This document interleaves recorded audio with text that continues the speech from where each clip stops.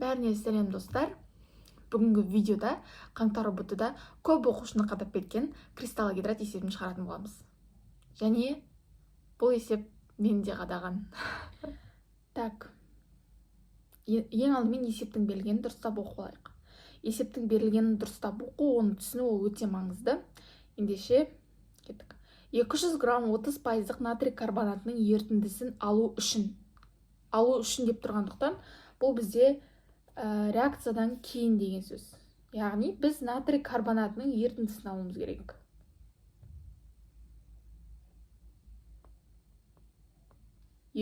грамм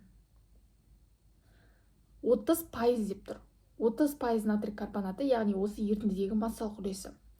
И біз 30%-ді сразу массасын тауып алсақ болады, ол бізде 60 грамм болады, ал судығы сәйкесінше 140 грамм болады. Енді не дейді?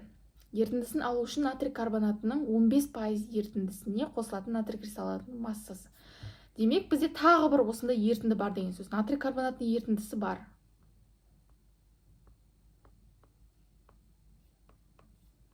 Оған кристаллогидратты қосқан, яғни натрий карбонатының кристаллогидратын қосқан.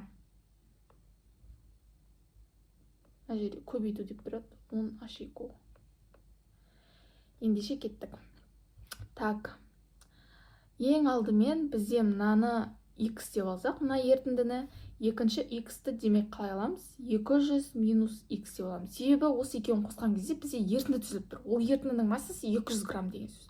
Сондықтан екінші ерітіндінің массасын ол 200 минус X деп аламыз. Енді бірінші ерітіндіде натрий карбонатының 15% ерітіндісі деп тұр. Демек, бұл жерде натрий карбонатының массасы 0,15X деген сөз. Ал мына жерде натрийдің кристаллогидратындағы бізге натрий карбонатының массасын табу керек. Енді біз оны қалай табамыз?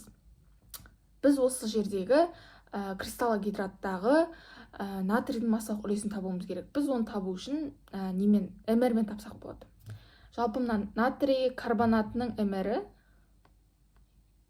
натрий 2CO3 ол бізде 106 грамм бөлінген мольға тең. Ал MR натрий 2CO3 көбейтілген 10H2O 286 грамм бөлінген моль. Енді осы жерден біз натрий карбонатының массалық үлесін табамыз.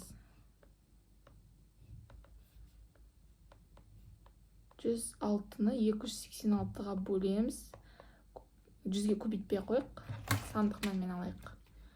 106-ны 286-ға бөлсек 0,37 шығады. Яғни бізде осы кристаллогидраттағы натрий карбонатының массалық үлесі бізде 0,37 деген сөз. Кристаллогидраттағы натрий карбонатының массасын табу үшін 0,37 200 минус X деп аламыз. Себебі ол кристаллогидраттағы натрий карбонатының массалық үлесі, яғни сандық мәні, ол 0,37. Енді бізде мына 60 грамм қайдан шықты мына 60 грамм бізде? Ол мына жердегі натрий карбонаты мен мына жердегі натрий карбонатының қосындысы ғой. Демек, біз бұны теңдеу жазамыз бұл жерде. Мына жердегі натрий карбонатының кристаллогидратына 0,15X-ті қосамыз. Сонда бізде 60 грамм шығу керек. Міне, біздің теңдеуіміз құрылды. Уже теңдеу құрылғаннан кейін дальше шығару оны оп-оңай. Енді мына жерде 0,37-ні көбейтеміз 200-ге 74 минус 0,37X плюс 0,15X тең 60. Енді 0,37-тен 0,15-ті азайтсақ, бізде минус 0,22X шығады. Ал мына жақта минус 14X болады.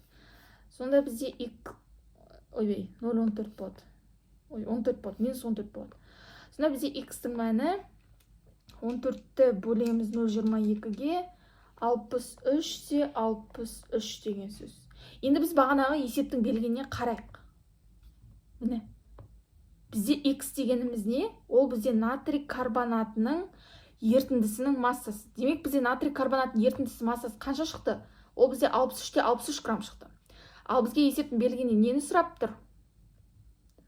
натрий кристаллогидратының массасын сұрап тұр. Демек бізден мынаны сұрап тұр. Осының массасын сұрап тұр. Біз оның массасын табу үшін не істейміз енді? Мына 200-ден x-ті азайтамыз. Сонда бізде масса натрий 2CO3 көбейтілген 10 көбейтілген 10 H2O ол бізде болады 200-ден 63-те азайтамыз. Сонда бізде 136 да 37 грамм шығады. Міне, есептің жауабы осы. Бұлай қарасаң, күрделі болып көрінуі мүмкін, бірақ негізінде бұлай логикамен немесе бірінші есептің берілген жазғанның өзінде сен уже дальше не істеу керек екенін уже примерно түсінесің. Сол үшін есептің берілген жазу ол өте маңызды. Міне, біздің осылай есебіміз шығады. Негізі оңай есеп. Жарайды? Мен видеомды көргендеріңе рахмет. Если сендерде осындай бір қиын есептер болса, тоже комментарийға жазып кетсеңдер болады.